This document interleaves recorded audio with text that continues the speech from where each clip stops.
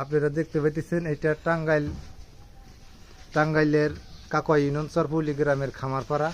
দেখেন মানুষের কতটুকু হিংসা এবং লোভ থাকলে এরকম রাস্তা দিতে পারে, অথচ এই রাস্তাগুলো হচ্ছে সরকারি। তারপরেও কিভাবে রাস্তাঘাট আটকিয়ে তারা জায়গার ভোগ দখল করতেছে।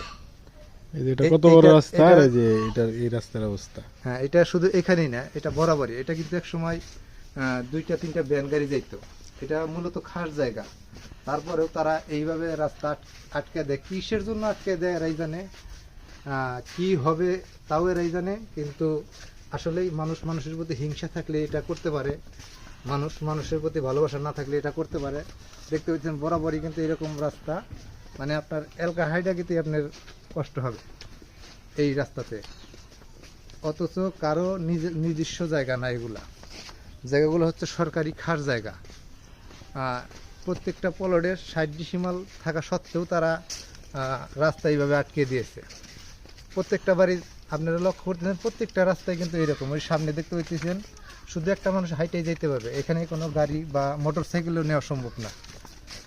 এখন এদেরকে কি করা উচিত বা কি করা যায়, আপনাদের মতামত আশা করতেছি। ধন্যবাদ।